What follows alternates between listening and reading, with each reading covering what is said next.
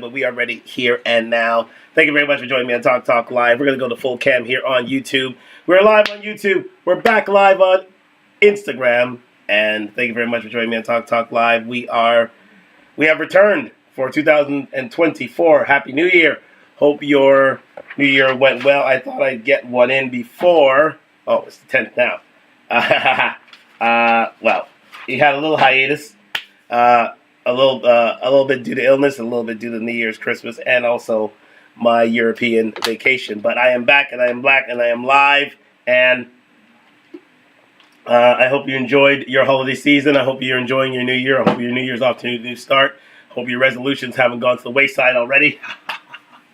But we are back, and we are live, and thank you very much for joining me on Talk Talk Live here on Live on IG and in YouTube. We are doing it simultaneously once again for 2024. Let me get my microphone back here. Yes, very good. That's the one thing I was missing. All right, very good. That's the only thing I was missing, and I've got that back now, so we are live and ready to go. Right. Yes, all the equipment is back in and ready to go, so I hope you enjoyed tonight's show. We're going to try to keep it short and sweet. As is the new policy here on Talk Talk Live. And also, with regards to my throat, it is a bit on the wane at the moment.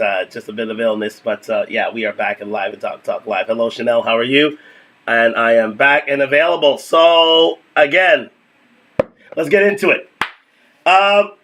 What some would say is the interview, one of the greatest interviews by an entertainer in history.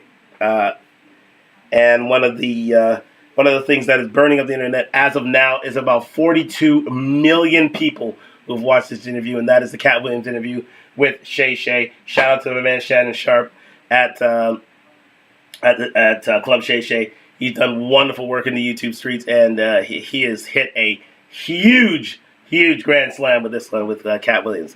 Katt Williams told all, literally told all, and hey, Chanel. And he has come to the fore, and he has not let anything be held back. He is doing he is doing his thing out there, and I thought, I mean, the last week everybody's been highlighting his videos, doing fact checking with regards to what his claims are, which all his facts are pretty much legitimately true and have gone unrefuted. Literally unrefuted. I have yet to hear of a comedian who he has criticized. I have yet to hear of any facts that he has claimed to have gone refuted. He has literally come out and told the truth for all intents and purposes. And a lot of his critics are usually are pretty much hating on what he had to say. But other than that, it wasn't if he hadn't told the truth. And a few comedians there that we'll talk about tonight may be angry at him, but you can't be angry at the truth. Men lie, women lie, women lie, numbers don't. And quite simply, Katt has got the numbers and the facts to back up what he has to say. So I thought tonight, with all that said and done, I wanted to really get into the reason why Katt Williams did what he did. Why did he complete what some would say was the interview of a lifetime? If you haven't seen it, please see it. It is 2 hours that will go quickly by. And I do mean quickly. Because Katt, I'm sorry, I have to take a bit of water here because of my ailment. I got to keep my throat wet. Katt has literally, completed 2 hours of absolutely gold dust comedic interviewing, and I don't think I have not heard a interview before since to this level. But let's chronicle the reason why Katt Williams did what he did. We're going to get into the browser. We're going to get into the show. Fair use as always. And we're going to go ahead and get back here. And there it is up on your screen. I'm going to go big screen here, as you can see. Katt Williams unleashed. Go to Club Shay Shay. Subscribe to Club Shay Shay. He's doing wonderful interviews on the YouTube streets. And the first thing that Katt Williams wanted to do when he undertook this interview was he wanted to set the record straight. As soon as he went in on Club Shay Shay, Katt Williams had one goal in mind, and that was literally to stop the lies that were told about him. Stop the lies regarding his career. Stop the lies that other comedians who had come onto his show had told about Katt Williams. Saying that he was crazy, saying that his roles weren't legit, saying that he doesn't do the numbers that he does, he's not funny, all these other things. And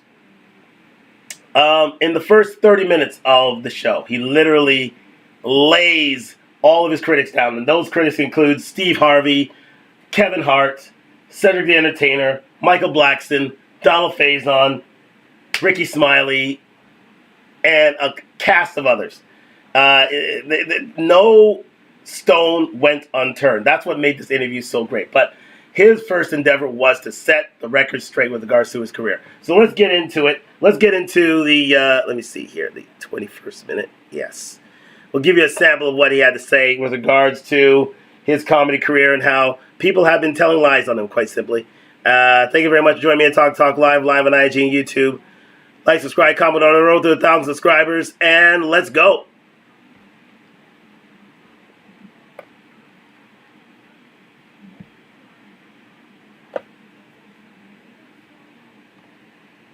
Themselves. Are you not afraid about being blackballed again? These are some power people. What do you mean again? These people are not powerful. Satan can't create anything. That includes blessings for his people. That's why, you know what the number one job of somebody that sold their soul in Hollywood is? Let's go back just a little bit because you need a little context of what he had to say. Villain. Not the guy that raises black children and ain't never done a hard drug in his life and don't have no stories of doing nobody dirty. And they'll just go out and they'll lie. The industry doesn't mess with Katt because he didn't show up for the studio. No studios have ever said that. Look at my IMDb. It will show you that no studio has ever lost money with me on the script. How? That's why I'm saying, that's why I can't let Ricky Smiley say he was supposed to play Money Mike. Because I wrote the words for Money Mike. I designed the hair for Money Mike. I collaborated with the wardrobe department and made outfits to make sure that no one in America would be wearing what Money Mike was wearing. I told them to go get the Prowler. I then told them to paint it purple. I told them don't have an actor playing a pimp. We could get an actual pimp, Archbishop Magic Don Juan, to play. Like, I did far too much work for somebody to come years later and try to tag along just for their own self-aggrandizement. Why didn't Q set the record straight? One thing that has to be said about Katt Williams from the jump, this is an intelligent guy. This is a guy that you cannot mince words with. This is a guy that will debate you under the table. This is a guy that most of these comedians would not want to get into a debate with. Do not want to get into a mood with. Katt Williams is highly intelligent. Let that be known for the cheap seats. Katt Williams is not to be played with. Not to be played with. The man literally has no end of cadence. Does not circumlocute. Has lucid thoughts and lets them ride to its limit. And everything he has to say is on point.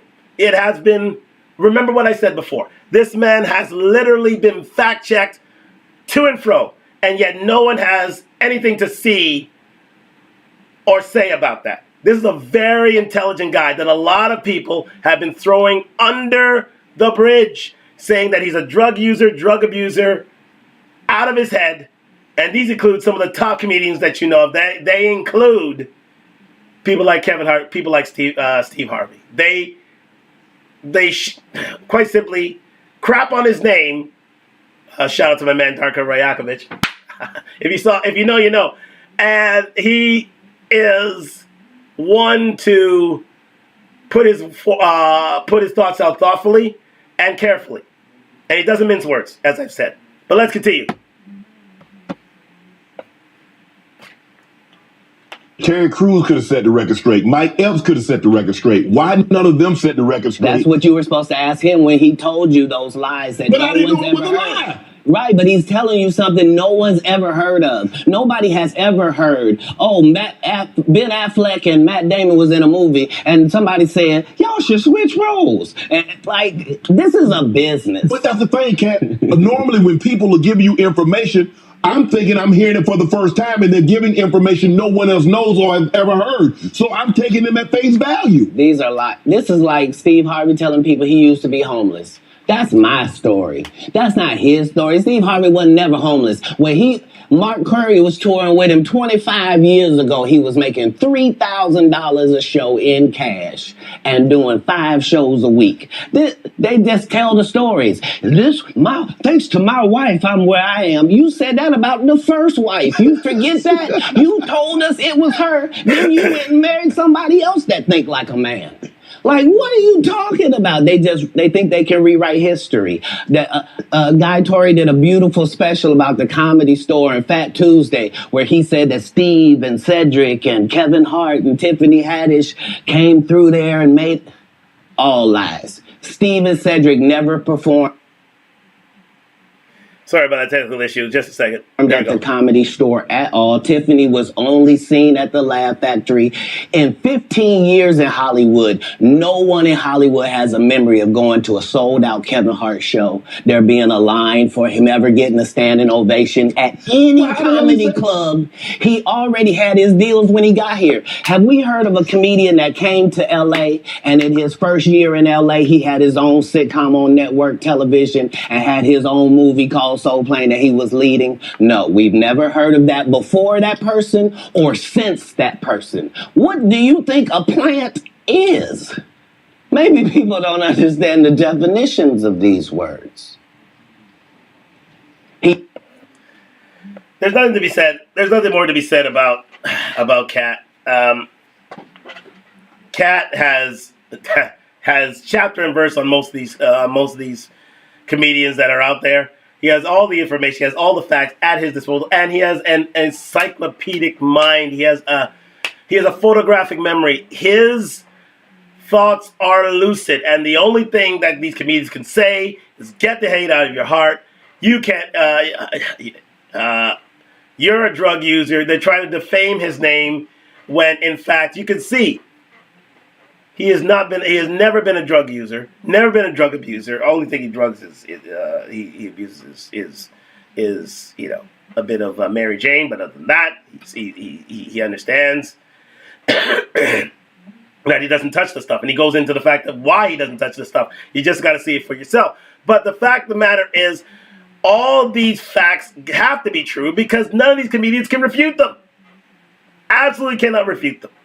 It is stunning to me how all this hate for one comedian can happen because, as you can clearly see, he has secrets.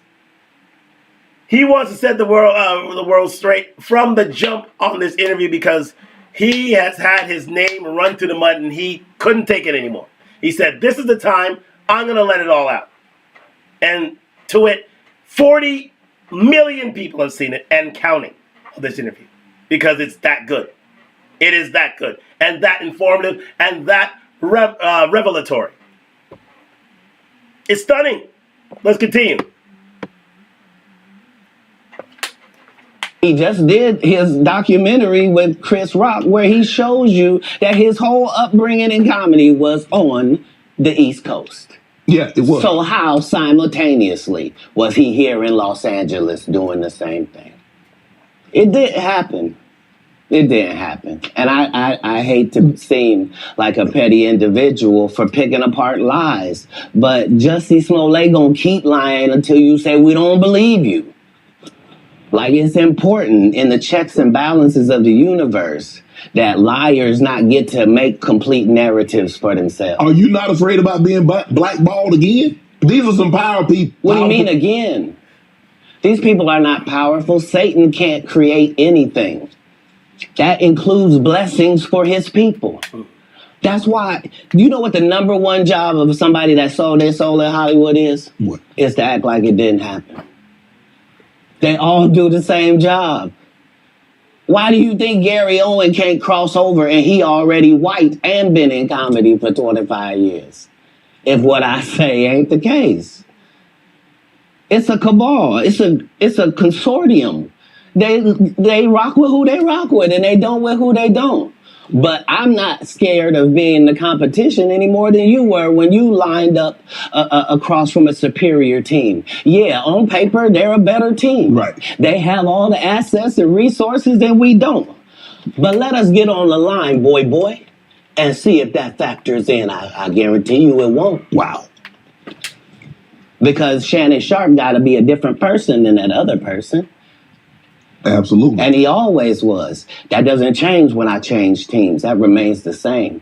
That's how a legacy is built. So all of these shortcut takers, they canceled me for talking about Harvey Weinstein before the thing came out, but he offered to suck my penis in front of all my people at my agency. What am I supposed to do? He did all of that. I'm thinking I'm the only black person on the script. I get there, it's 3 other black guys on there. Woo! Huh. So you wonder what they did to get I told him no. What y'all do? And this is why when I walk in a room, heads go down. Behind my back, I'm nothing. I'm just a regular old comedian that's bitter and jealous. But in my face, no. The king has walked in and they have to respect it only because I've not taken the shortcuts. I've not been funded. They pay you to not talk about things they don't want you to talk about. They tell you that themselves. I can't do that because Steve told you that he stopped doing stand-up because he had 7 TV shows. The only problem is when he stopped stand-up, he didn't have those 7 TV shows. He stopped stand-up because he got in a comedy battle called the Championship of Stand-Up Comedy with one Katt Williams in Detroit in front of 10,000 people and lost because Katt Williams said he was actually bald and that was a wig. And I went in, and that's why he couldn't do stand-up anymore. Imagine him coming to tell you another story where he got so big and it was Bernie and them's fault because they wanted to be movie stars. What? You called Ocean 11 to get that nigga's part. What do you mean you didn't want to be a movie star? So on the behalf of Bernie, I would have to say what I have to say. Have you ever been... Stop there. All that, if you caught all that he told about 10 facts in a matter of 5 minutes. I would say 1, 2, I count about 5 to 10. 5 to 10 facts in a matter of 5 minutes. No one in their right mind who is on drugs can do that. No one in their right mind who is psychologically disturbed can do that. No one in their right mind who has lied can do that. And lucidly at that. Clear, without break,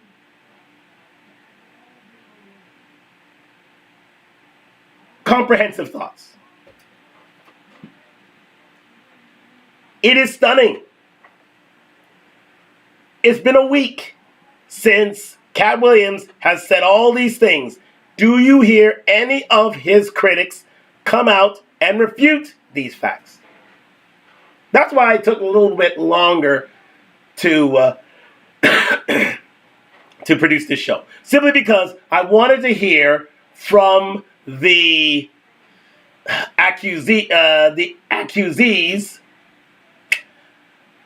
about what he had to say. And the most I hear from them is, "Got to get your hate out your heart." That was Kevin Hart. You got he's still on drugs. That was Steve Harvey. You got to stop hating. That was Cedric the Entertainer. Et al. Meaning others. Saying you got to get to, It's stunning. No one has literally come out and said, this is wrong and this is why. There have been no defenses whatsoever. It's stunning. So, conclusively, the first reason why Katt Williams gave this interview was to set the record straight. He did it for 1 straight half hour. Please go and watch this. It is eye-opening. It is revelatory. It is literally enlightening, I would say, truth-telling. Truth-saying. You can't make the stuff he has in his head up. You can't do it. You can't do it. And they are clear thoughts without any sort of break in story. But first things first, he wanted to set the record straight, and he did that to perfection there. Then he wanted to tell his life story. That's when, and we gotta listen. Shannon Sharpe was a wingman tour de force. He literally guided him through this interview to make it what it was. So shout out to Shannon Sharpe for doing that. But the second thing he wanted to do was tell his life story. So let's get into that life story right now. Thank you very much for joining me on Talk live on IG and YouTube. Like, subscribe, comment. We're on the road to 1,000 subscribers. Let's get into his life story right here with Shannon Sharpe at Club Shay Shay, Katt Williams, and the interview, I would say, of a lifetime. Multiple languages. Like I'm probably reading 3,000 books a year from the time that I'm 8 years old to the time that I'm 12. No fiction books at all. I'm only reading nonfiction. Now we could call Cap on this. We can, but would you really? I don't know. I would dare you to challenge Katt on that claim. We can call it a claim, but I would tend to believe him on this. Let's go. You could drive. At 12, you received a full scholarship to the National Science Academy in Dayton, Ohio. But you failed, so you would become ineligible. Why didn't you want to take that opportunity? I didn't see it as an opportunity. When I got in there, all the students were wearing lab coats, and it seemed very confined and restricted, and nobody seemed like they were having fun. It just seemed like everybody was smart. I didn't want that. That wasn't what I was signing up for at all. And plus, I thought that Jesus was my big homie. So you know how you get a story about a dude joined the gang and you get a big homie? Right? Mm-hmm. Like at this particular point in my life, my thought is that the Bible is the greatest book that's ever been written. Okay. That it houses the truth, and that it gives you this story of Jesus, and that I'm supposed to be like him. Okay. So it's already in my head that as soon as I get 13, I'm leaving. Okay, before we get into the leaving part, note what he said previous to that. This man was reading at I would say a high school level at the age of 3 and 4. This man had been selected to the National School of Science in Dayton, Ohio by the age of 8 and 9. And this man was reading 3,000 to 4,000 books from the age of 8 to 12. Now, you can refute that if you want, as I previously stated. However, would you? With what he has to say today, would you really refute what he had to say? I think not.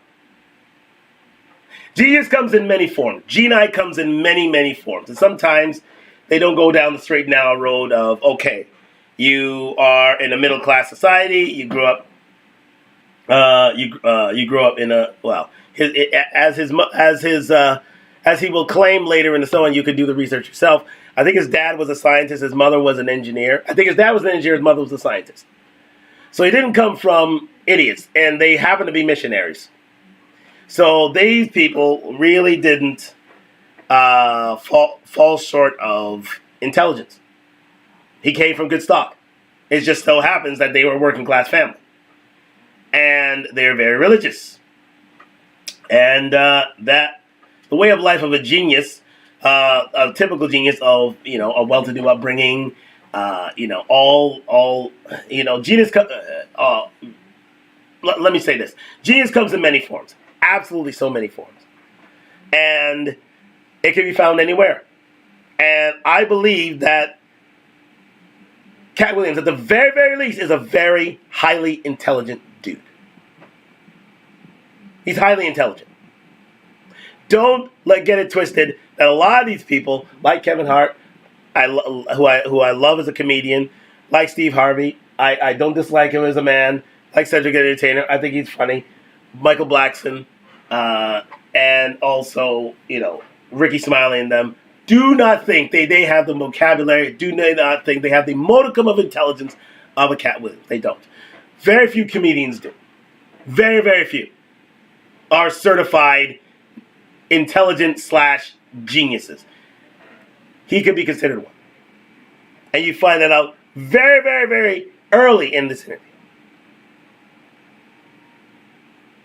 You wouldn't get all these accolades. He wouldn't claim all these things if it wasn't true. And if it was, it would have been found out by now. It hasn't. It hasn't been refuted. So what does that say about it? We're not dealing with an average guy here. We're not dealing with a man without a plan. We're not dealing with a man who didn't plan this interview out from the start. I believe he would have gone in with Shannon and literally laid out the plan for this interview because he wanted it to hit a serious tone in the culture. He did not want his reputation and his career besmirched by so-called amateurs in his eyes. Let's continue. You at 13, you not only like, okay, mom, I'm moving out. You moved from Ohio to Florida on your own. You weren't afraid. I mean, you like, did you? Hold on. Did you not have? So what were you going? So what were you going to do when you got to Florida? Don't say I wasn't afraid. There's no such thing as a human being of not being afraid. Okay. There are certain human beings that understand that being afraid in no way stops you from doing what you got to do. Okay. So I was afraid, but I couldn't be that afraid because I knew what had happened with Jesus. I knew how it worked out. I knew that I wasn't in the wrong with how I was feeling, and I knew that I didn't have any bad intentions in it. Right. So I trusted God that it would work out. Why Florida? Because if you're raised in Ohio, the one thing on your list is, I'm going to get away from snow, and I'm going to get as far. I want to go. Tell me the place. I literally went to a truck stop, and I asked all the truck drivers where they was going. And there was one guy going to California, and there was one guy going to Florida, and they told me how long it was going to take. And so that's why I ended up in Miami, because... How'd you get there? You caught a bus? No, I just told you. I was at the truck stop. So you hitchhiked? I got in. I didn't hitchhike. I got in the back fair of use, the fair use. 18-wheeler. Me and my Rottweiler puppy and my suitcase. Yeah, because I probably had $2,500 on me. Like I was shoveling snow and cutting grass. Like I always had pockets full of money. When did you make the decision that you were going to leave Ohio and go somewhere? And it ended up being Florida. So, but when did you know that you were leaving Dayton, Ohio, going to Florida? And my father and I's last interaction, somebody could have not made it. And we both understood that was all bad. What was the disagreement about? If you say that my family is very religious, let's just say I'm not. So anything that I'm going to do is going to fall out of the guidelines. Right. But I'm not going to let you tell me what I'm going to be, especially if what you're saying is wrong. I can't condone wrong. And if I find out that something is wrong and I tell you it's wrong and you don't back me, that's what it is. Even as a young child, you were willing to tell your parents that some of the things that you're saying doesn't coincide with what I've been reading in the Bible. No. Very simply, don't try to disfellowship me for sexual acts and I'm a virgin. Sorry, God don't make mistakes. You don't get 2 times to fuck me over. What do you mean you went to God and he told you I was guilty? You just lied on God. So long. That's it. There's no conversation. Deuces. Yeah. It is a beast of a state, Chanel. Thank you very much for your comment there. In essence, Katt Williams lived he was a very intelligent kid, but he was a very focused individual, and he believed what he believed, and it went against his parents' wishes in being as religious as they were, and he came loggerheads with his dad. He left at 13 years old. He left his home. 13 years old. Imagine that. Imagine that today. Imagine that at any time.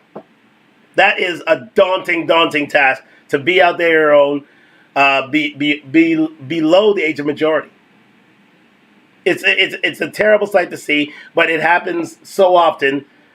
Not today so much as it did back then, because again, it was a much more conservative society then, and not so now. But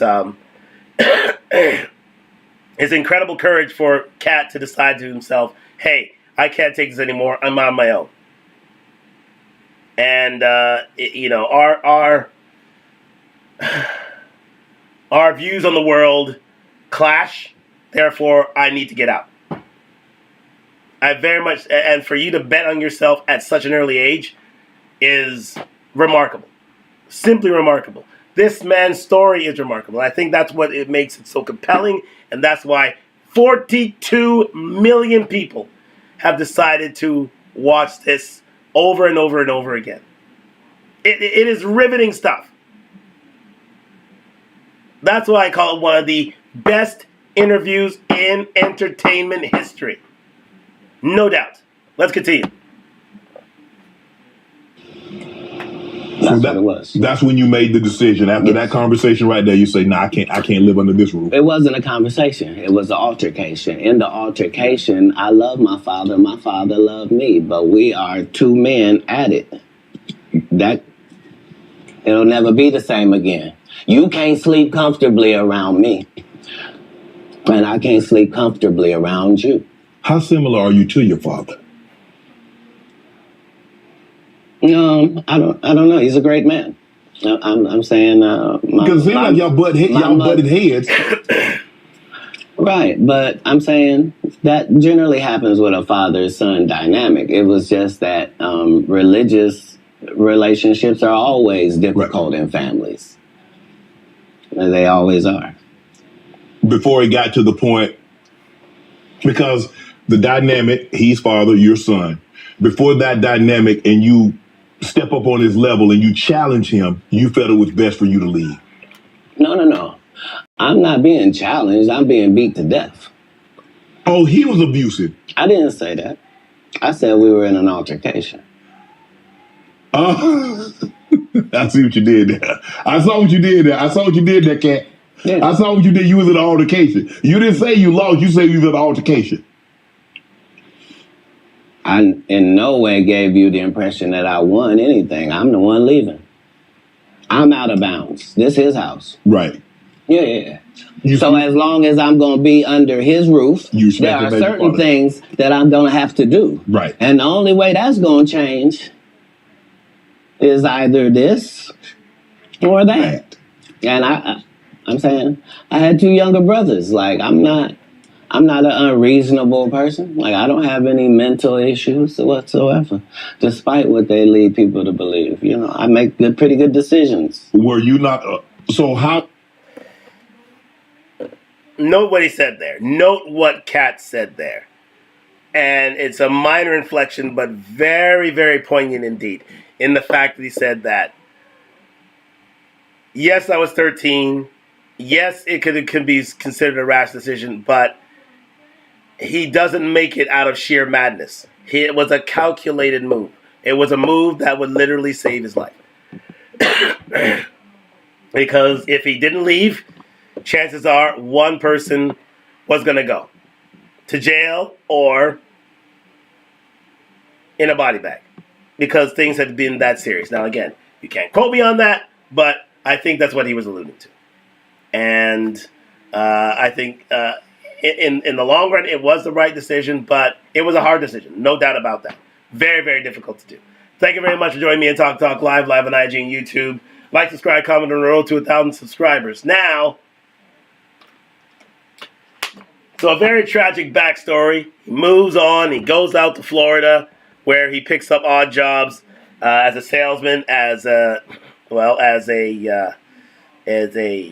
helper of ladies of the night, and also he started his comedian work. And again, we go into his career backstory. So let's get into it. That's the third reason he wanted to tell a story, because not a lot of people knew where he started from, where he got his how his backstory began, how it continued, and how it ended.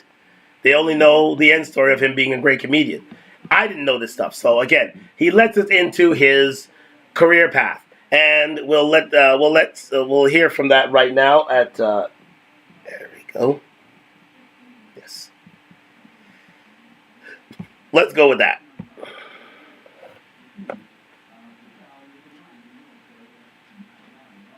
Been able to get my You a golfer now? back.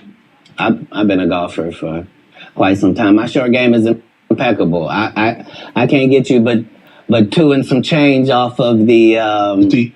off the tee, but I'm still coming in for par guaranteed. Are you playing for the tips? No. I've found that you don't get anything for that. It seems very egomaniacal. They go, hey, Katt, for free, you can go further back. There, what? Wait, does it still count the same? Hey, I'm up at the ladies' tee. Don't tell me my pronouns. On the golf course, I'm she, her, him, them, and they. Whoever at the front tee. I know we're joking. We're having a great conversation, but you did win the award. How did the award help your career? It had to help some, Katt. Nope. No. God, come on, Katt. I didn't remember it happened to you. Just said it. How can Cedric give you an award that was worth something? Everything Cedric and Ricky Smiley ever been in got canceled for not being funny. Ricky sat here and told you that they cut him out of every movie he did. They always had a reason. Right?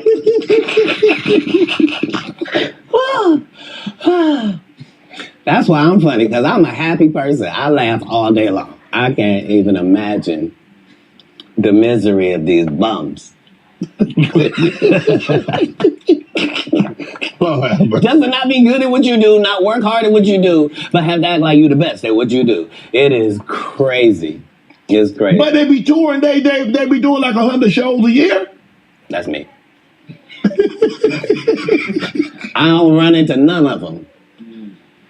That's what I'm saying. If you a Faison Love fan, you mean you've been a fan of him for 32 years, you still waiting on him to do his first special? You mean to tell me if Steve Harvey your favorite comedian, you mean you've been waiting for him to do stand-up for 15 years now? I mean, Steve got a lot of other... DL's still out there. None of those irons matter to stand-up. Who cares that they wrote a placard for you to do Family Feud on? Like, you're successful because we're surprised you can talk for a living and it's entertaining that you're going to say some funny country things. But not a writer. Right. Not a writer. How did you develop Money Mike and get it? Everybody talk Money Mike. How did you come up with that and say, you know what, this is how he should dress, this is how he should talk, this is how he should look, this is the kind of whip he should ride, this is how he should talk? So if you'll remember that was my first movie, just understand that what I did then, I've done with every single role, whether Sorry, guys, I've been carrying on a little too long. Hold on, let me get it back here. Sorry. My I don't want to hear about the Baptist or the Pentecostal. I want to go to their church. Okay. White a little too long and there. a black audience, almost 50-50. That's almost the makeup of Sacramento. So I lived in Sacramento for 2 years until I get to the point where I am equally... All right, we're good now. Once I have a child, I realize that I can't... It's a lot of things that I could use to make money that now is a no-go. So anything with street aspirations that I might have thought about pursuing or been good at, I now am a single parent and I gotta redo these things. So I need comedy to really work out for me. Right. And me and God go into extreme conversation where I'm explaining to him that I'm a crash out dummy if he don't send me a lifeline. Like I need something I can hold on to. Before I had left Florida, I did stand up one time because we was trying to get in the club. I didn't have ID. So I said I was a comedian. They ended up having me do 5 minutes. But I kept that in my head that I had done that. When we get to Oklahoma, they're having a competition for stand up. And if you win, you get to go out on the road with Jeff Foxworthy and Dan Whitney, who is Larry the Cable Guy, and Richard Jenny, and these great comics. You get to open for them. And once I did that, I realized, okay, as a comedian, I'm like way behind schedule. I done started this too late. All the funny guys are already funny and known names. Like, how am I going to progress? So I realized that I do better with a white audience than I do with a black audience. And I'm not sure why that's occurring, but the white audience likes me more. That's interesting.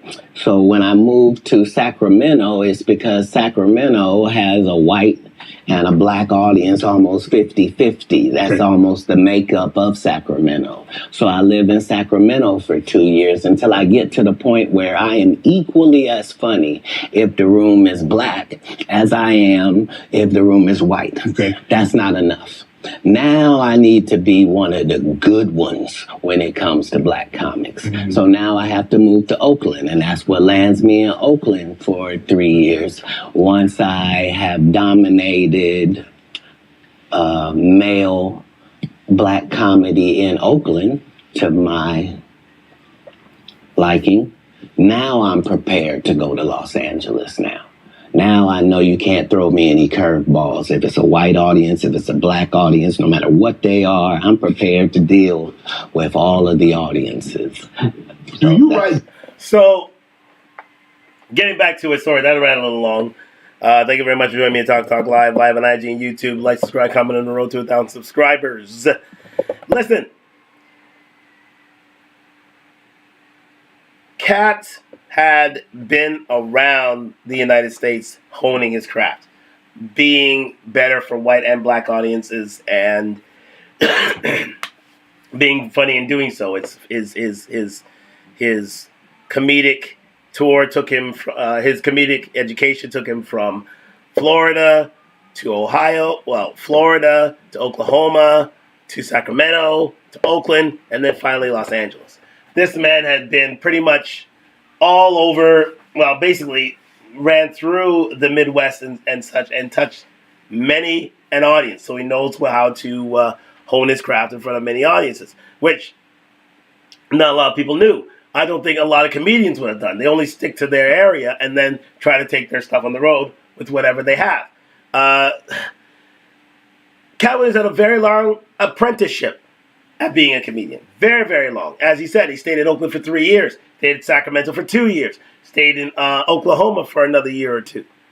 This man traveled and honed his craft over a series of I would say at least 10 years. Where is that done these days? In this instantaneous society. That is being an expert at your craft. Knowing each audience and what each audience needs in order to get a laugh and in order to do well at every audience. And only the best can do that. Only the best can do that. Chappelle himself had to travel himself up and down the Eastern Seaboard before he finally got an act that could be universal. And we got to give Katt Williams the credit. This man has honed his craft over a 10-year span before it even saw any sort of light of day. And that is uncanny. That is literally uncanny. Let's continue.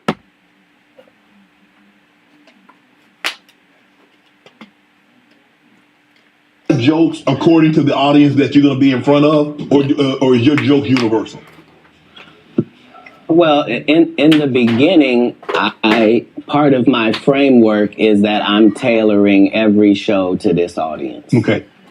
And that's how I was able to show my range and show that I was better than my competitors, is that I'm Katt Williams, but I was still doing clean comedy. So I was still going to churches and doing 45 minutes of stand-up at the church with no curse words, no sex, drug material, no none of that, just straight stand-up. And then I was doing everything else. And I... At the regular club. Yeah, that was the range, is that where...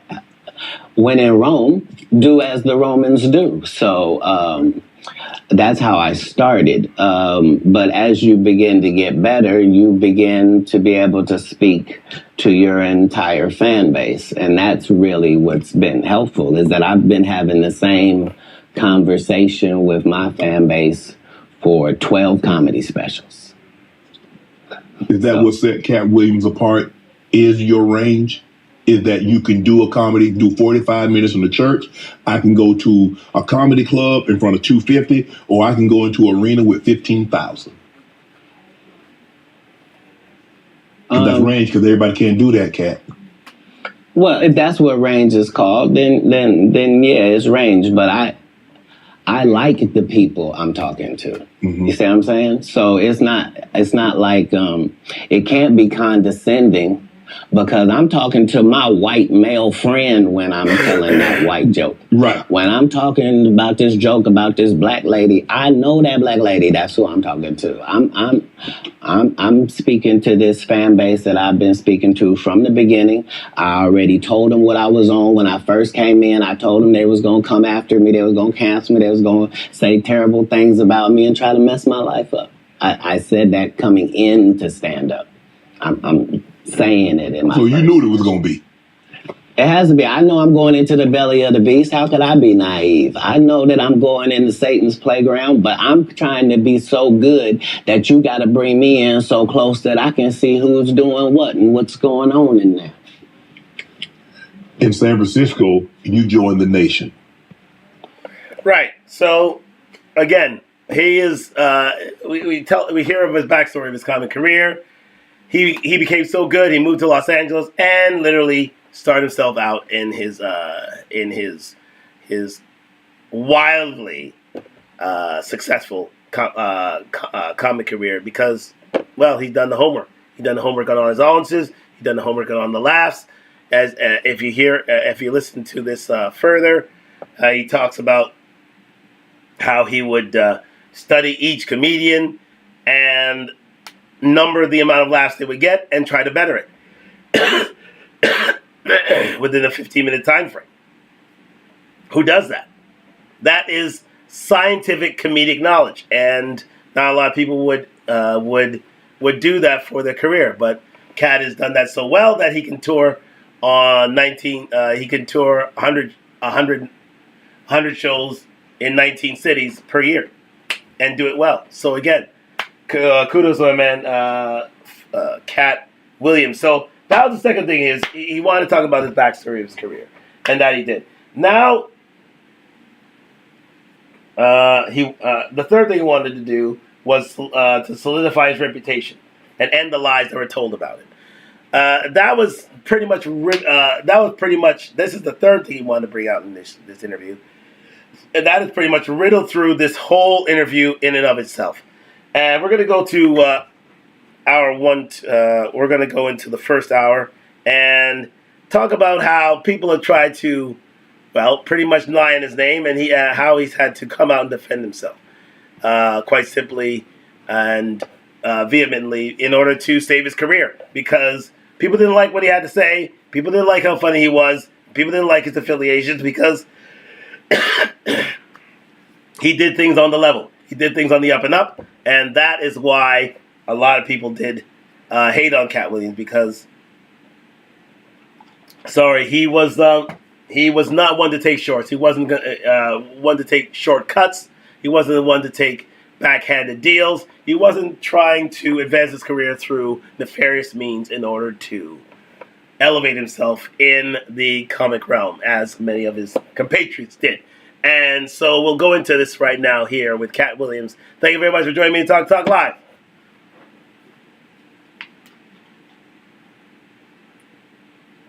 As if I think that's what should happen.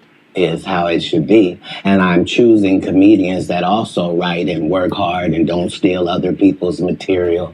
And I'm making sure that they all make $300,000 a season. And I'm making sure that they're not ever signed to me or my conglomerate. And that's why they're successful. No, you can work with me and still be an independent businessman, boss owner like you came in. Right. I don't need you to be subservient to me. That's those other guys that make you pay dues.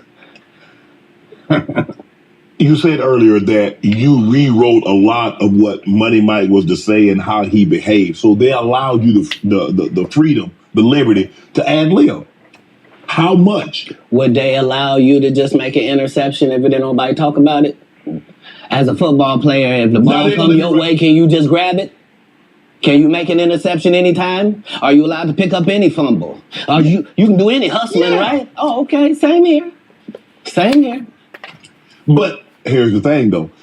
Even as an offensive player, they might let me ad lib once I get a couple of years under my belt. They wouldn't let me ad lib as a rookie. That was your first movie. I told you the conversation in my first movie. Just because I am committed to laughs. The only way I made it past those 300 comedians, I didn't tell you this. What it required is I had to watch all 300 comedians 10 times a piece. I watched your set 10 times of you performing, whoever you were, and then I counted how many laughs you got every time you did these amount of minutes. So if you told me this comedian and told me he did 30 minutes, I could tell you that he got 26 laughs in that 30 minutes because I had done the numbers on everybody. So I didn't just say I was funnier. I knew I was funnier than the comic you liked, and I could tell you how many jokes funnier I was because that's how we judge stand-up. You do 15 minutes, I do 15 minutes. How do I know I'm funnier than you? Because you got 6 laughs and I got 16. I'm almost 3 times better than you, low-key, boy.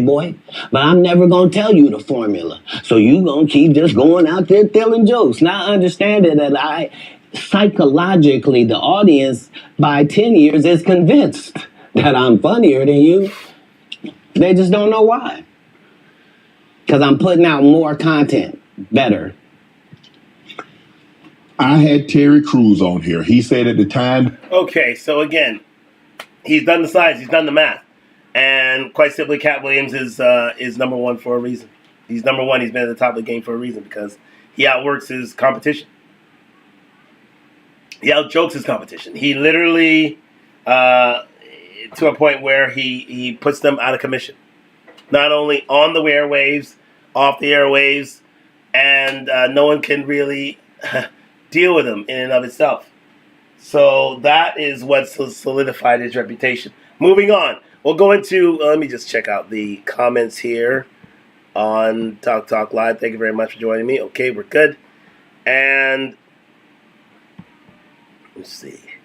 Yes. So let's continue here because we want to get this in within the hour. Again, please, if you can, go and see this fascinating interview with Katt Williams. Thank you very much for joining me on Talk Live here. live here on IG and YouTube. Let's continue with this. And let's continue with his life education. Because I think one of the reasons why he wanted to bring this out there was to inspire others to do the best in society that they can. And do more in the society that they can. So we're gonna get into that. But before that, one thing that Katt Williams really wanted to bring to the fore here was, as was alluded to all through the interview, was the fact that he wanted to open up on Hollywood's secrets and the so-called Illuminati. And some would say so-called, some would say not so-called. It's up for you to judge. But Katt Williams had seen behind the veil. He realized how Hollywood was run, and he didn't want any part of it. He wanted to do it on his own. And God love him, he has done it on his own. But again, he still wanted to be the one to know the secrets of Hollywood what it took to make it in Hollywood and to learn from the mistakes of those who tried and move forward to a better day on his own terms. So let's go into that right now here at Talk Live before we get into his life education. And that is right here, and we're going to go for it right now.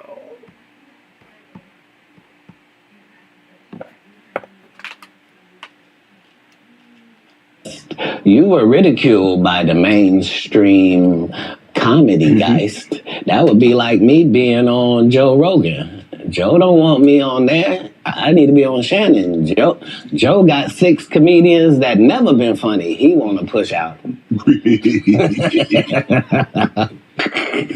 But that's really how it is. I'm so sorry I'm competitive. You're an athlete, right? I can tell. You understand.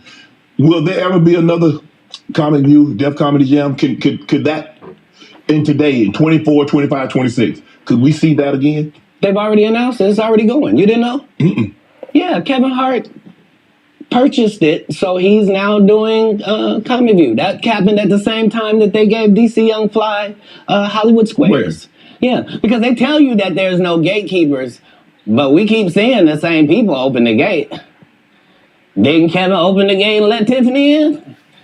Ain't he now opening it up for...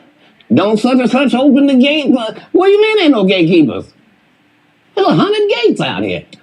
Would you everyone I've seen got a keeper. Would you have wanted to do Comic View or Def Comedy Jam? Would you have wanted to be? I think we just mentioned I did them both. No, I'm saying he purchased the rights and refranchise it. Nope. They didn't offer it to me anyway. Like, Comic View did a couple of disservices to comedy as well. Mm-hmm. So there were people like me that were out there getting 2 and 3 standing ovations in one set. And that wasn't good for television. So what they did was they started making everybody get a standing ovation. So they would tell the audience, when they get off stage, everybody get up and cheer. And so now the fact that I'm the only one out there going to get standing ovations is now making people think everybody get a standing ovation. And that's not how comedy is. So I understood why that couldn't go anymore. Because remember, Ricky Smiley sat right here and told you a story about how he performed with Mike Epps and Katt Williams when he did Comic View. And to let him tell it, he was funnier than both. My name Lil Dow. You're talking about the special needs.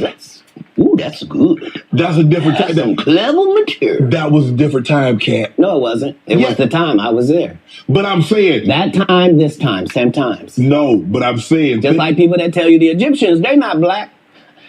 Egypt is in Africa, folks. As long as Egypt is in Africa, then Egyptians are African. Do you believe you could tell the same jokes today as when you started out? I mean, Eddie Murphy not telling those jokes. Richard Pryor wouldn't be able to tell those jokes in 2024 that they told in the 70s and the 80s. So they wouldn't have told them. But that's my point. They're not inferior people. No. If they were in this time, they would be going according to our time. Just like then, we were going according to that. Like, that's how it is in the world. There are words that we can use for a while. And when we use them for a while until somebody says, that ain't a good word, we should stop saying that. Correct. That don't make people feel good. And we stop saying the word. And we move on to another word. You can't say the R word. You can certainly say special needs. Yeah. You can certainly say spectrum. Slow. There are things that you can say to get your point that don't have to hurt people. Right. But you would know that if what you did was construct the English language for a living, then you would understand that part. You financed your first stand-up. You had it cost you $22,000. You had 25 to your name. Yeah. Why did you decide to do that? You believe that much in Katt? I believe that much in business. In business, the goal is for you to become independent and be the boss, take the responsibility, and also get the profit. Okay. Right. That's all. Again, we're going to continue this in the second hour. Not going to be going long in the second hour because my voice is going myself. And again, we're going to adhere to time. So come back with me On the second hour, we're going to continue this on Talk Live here, not live on IG and YouTube. And look forward to seeing you then. Give me a couple of seconds, and we'll be back here in the next couple of seconds. So don't go anywhere. We'll be back.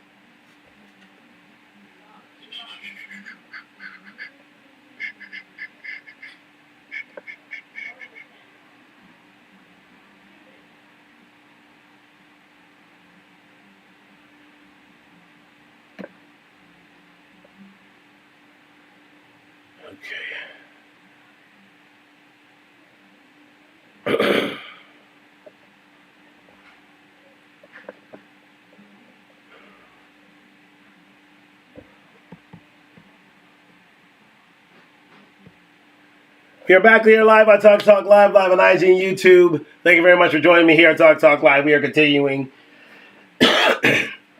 for a few minutes more on the Katt Williams interview on Talk Live and why he did it himself. We've already gone through the first 3 reasons why Katt Williams did the interview, which consider the interview of one of the best interviews of all time, quite simply. Setting the record straight, telling his life story, telling his career backstory, and solidifying his reputation amongst his peers.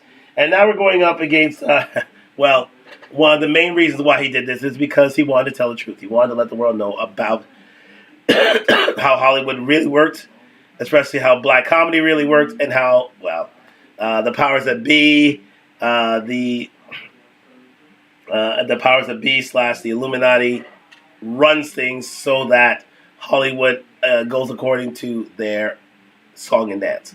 So thank you very much for joining me on Talk Live on IG and YouTube. Like, subscribe, comment. We're on the road to 1,000 subscribers. Fair use for this video from Shannon Sharp. It's about 42 million in, and it's not going to stop.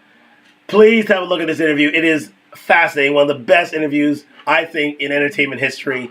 And it is blowing up the internet, blowing up on all forums for the last week or so. So let's get into it here on Talk Live. Let's go. Tell the story. That's right. I will let you tell it. No, you're no, I want you to tell it. You really are the best. You're proving it here today. As much as I'm proving it, you proving it. You proving it.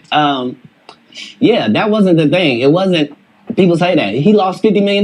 No, that's not even close to what happened to this dude. And until you understand what happened to the dude, you don't understand. We're going back for a second. Here he's talking about sports. So stop it. So here he's talking about Dave Chappelle, the reason why he turned down $50 million. And quite simply, he wanted to be off of the off the teat of the powers that be, the alleged Illuminati, and be betrothed to them for his riches. He wanted to do it on his own. He didn't want to cater to a certain group or cabal in order to succeed in society. And we're going to take it from there. Let's go. Competition is a driving force. And I don't require anybody to be better. Who am I? I just require if you're a loser and you've taken shortcuts at every chance and you've made sure that you didn't put anybody on that really had a work ethic and was a God-fearing person and you helped it. If that was never you, then don't act like that's you.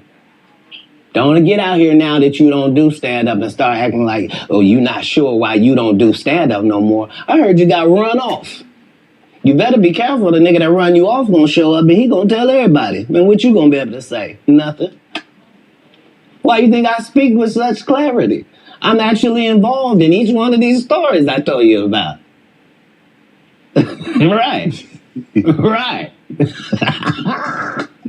The one comedian that we've been sitting here doing this interview that you hold in very high regard is Dave Chappelle. Dave Chappelle walked away from $50 million. You said it was more. Tell the story. That's right. I'm going to let you tell it. No, you're no, I want you to tell it. You really are the best. You're proving it here today. As much as I'm proving it, you proving it. You proving it. Yeah, that wasn't the thing. It wasn't. People say that he lost $50 million. No, that's not even close to what happened to this dude. And until you understand what happened to the dude, you don't understand what happened. Like, no, not they offered him $50 million and he turned it down. Who gonna turn down $50 million? Now, I've had to turn down $50 million 4 times. 4 times just to protect my integrity and that virgin hole I was telling you about. Right. Because P. Diddy be wanting to party. And you gotta tell him no. You got to tell him no. I did. I did. See, I got the receipts for everything I'm telling you. That's why I can say them so freely. Can I need another one? You here, get your number. Thank you, sir. Thank you. Come on. Because early on you was accusing me of being... Katt, man. Yeah, it's crazy. I mean, but you know, some of these people... Martin tried to put me in my first dress. When he had to go on his hiatus, he tell me, Katt, when I come back, I need you. You my young partner. You my brother in comedy. When I come back, just promise me that my next movie, it'll be me and you. We gonna do it. Just before we get into that story about Martin Lawrence and the movie that he wanted to cast Katt Williams in, the fact of the matter is, he's right. Dave Chappelle wanted to do his things on his own terms, and he did not want to have to perform services in order to align himself with the powers that be / the Illuminati, allegedly. And that's the reason why he left. That's the reason why they tried to besmirch his name. They said he went crazy. He was on drugs. They tried to, as they always do, with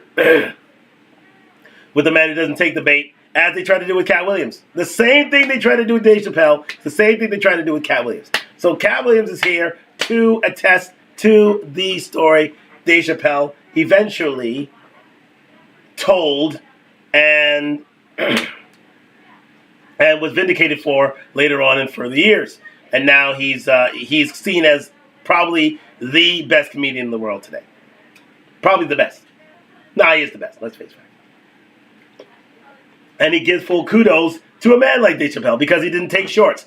But here Kevin is letting everybody know that there are certain comedians like a Martin Lawrence, like a Steve Harvey, like a Cedric Entertainer, like a Ricky Smiley, like a Michael Blackson, like a Cedric the Entertainer. All these comedians took a certain bait. That's why they are at a certain part of society, allegedly. Allegedly. So again, does Katt have receipts? Yes. Has he been checked on the receipts? Yes. It doesn't seem anybody's refuting on his receipts? No. So who's telling the truth? I know where my money is on. Do you know where yours is on? I think the world has spoken over the last 7 days, and it's clear who is the winner in that department. Sorry about that, guys. This cough is getting really, really bad, and we're going to be out of here very, very soon. So let's just continue.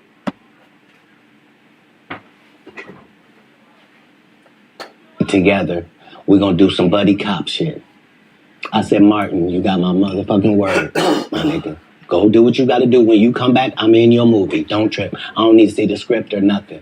You know, we get in that office and this fool pull out Big Mama's House 2. I almost died. And I got to read this script in front of all these good white people.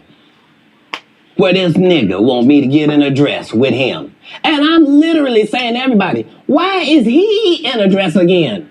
You already played the old lady as an FBI agent. We can play anything now. We can be playing the dog catcher this time. Why do we need to be in a dress? And I get so mad, I say, you don't want me. You want Brandon T. Jackson. And that's who they went and got. Twice I said it, they went and got him. Just like I'm telling you, I had that other dude's work. I had all of it. All I did was say, I want to punch it up so it's not offensive to real niggas. And that's how I got in this position. I sure hope I have Club Shay Shay after this here. Believe me, you would have a Club Shay Shay after this here because, again, it's 42 million and counting, and no one wants to stop watching this video. Quite simply, it is one of the best interviews of a celebrity of all time, without doubt, no question.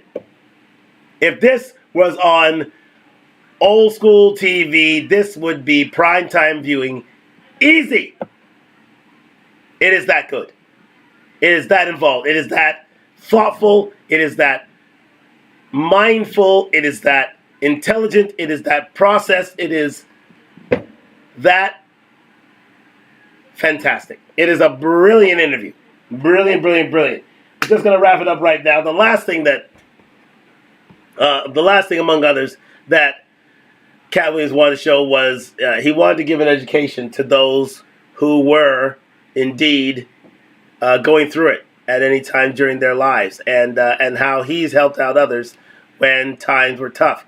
So let's get into it right here in terms of giving life education and also giving a helping hand to others who are and those in need. Because one thing that Katt Williams is totally huge on is philanthropy and helping those in need and giving back to those who have given him so much in terms of his career, and also, well, continuing his faith in the Lord, continuing his faith in Christianity by doing to others as others have done to him. So let's continue with that right here in this final segment of life education that he wanted to provide for the people in viewing of this video. Let's go.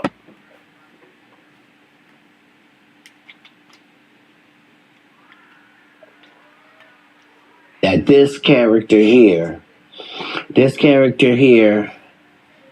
has to be as big as this whole project. So if you don't even see the movie School Dance, I want you to remember, whose goddamn white baby is this? And the only way that I can guarantee that you will remember my scene if you didn't remember a whole movie is if I make sure that my scenes are that good. Because that's what I watched. I watched great actors. You never saw De Niro. You never saw Pesci. You never saw any of these dudes in something and you was like, nah, I don't really believe it. You sure you're the Great Gatsby? Like, no. Like, you believe that this dude, Daniel, is a hobbit. That's part of the Lord of the Rings. Right. You see what I'm saying? And so it's having a respect for the craft that I'm doing. That means I'm trying to do the best job possible. What was it like working with Spike Lee doing Priceless? Spike Lee is everything that you said I was in my intro. He's just really an innovator. It may have been... Hold on, let me just move this a little further here. In his productions, they not famous. All of them can walk through the mall without security. Be what you're going to be, but put your people on. Here we go. If you a gay person and you in there, put some other gay people on. Put somebody on. Or don't be wondering why they can say are bigger than you that we're going to give this to. Imagine you being at that point and have to humble yourself and say, they're not paying me, y'all. And they're not making my pay go up because I'm doing better or nothing. It don't matter to them that I'm famous and people know me or nothing. They want to pay me exactly what they paying the new girl. And I've been suffering under it for a decade now and just taking it. I just been getting whooped. But I just got to come say, this is wrong.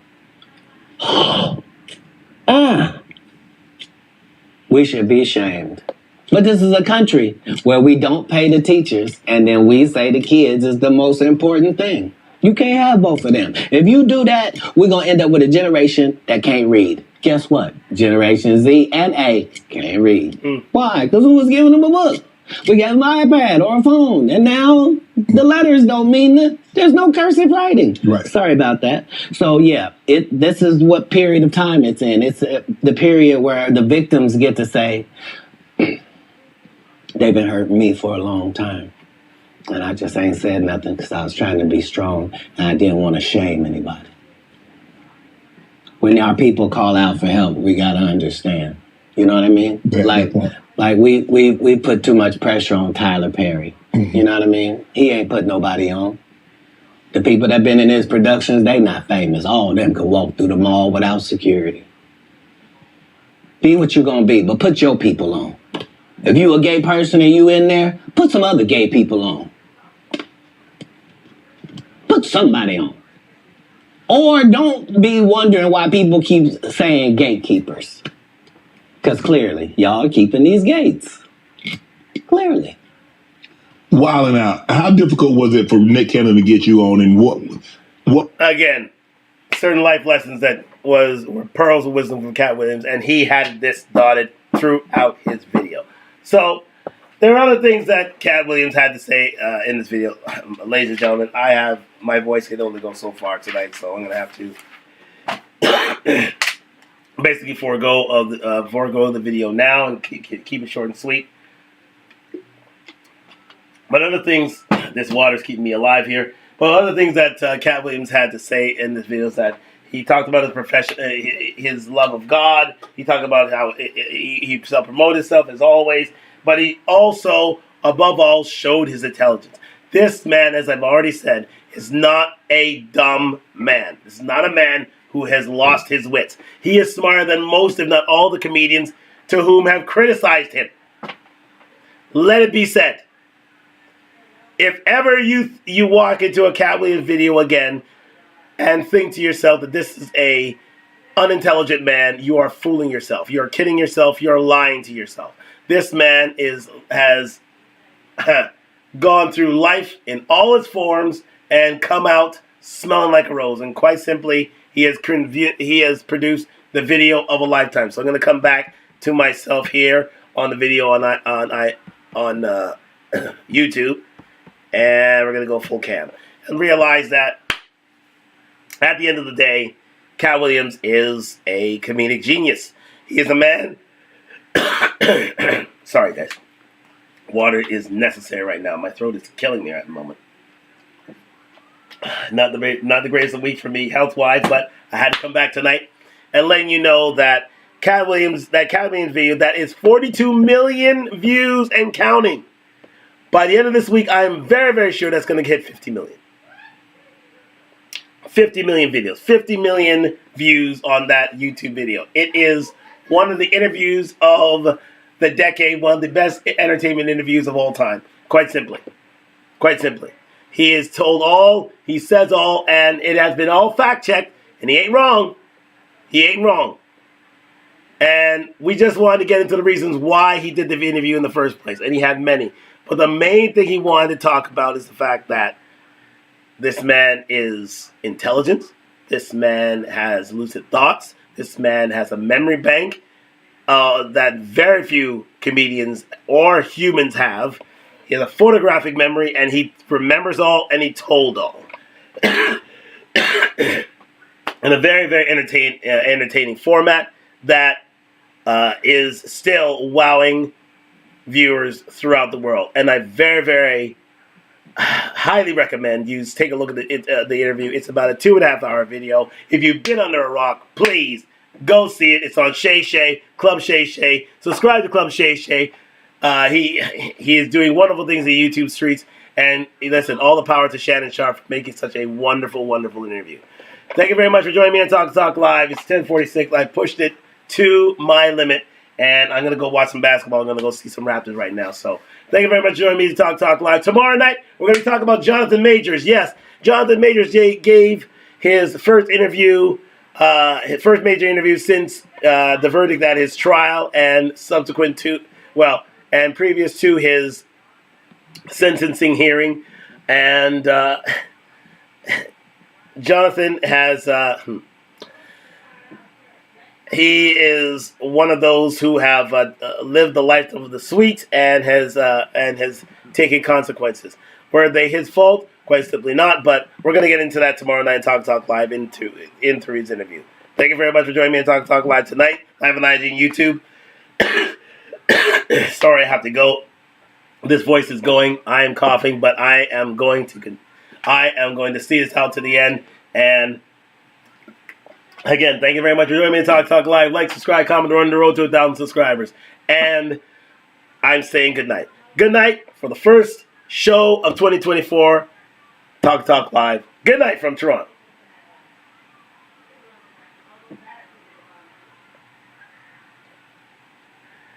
And thank you very much for joining me on the Talk Live on YouTube. We look forward to seeing you going forward in 2024. Sorry I had to leave, but my throat is gone. But this is gonna be live and available on YouTube. And looking forward to seeing you tomorrow on the Jonathan Majors tape. Not for very long, but again.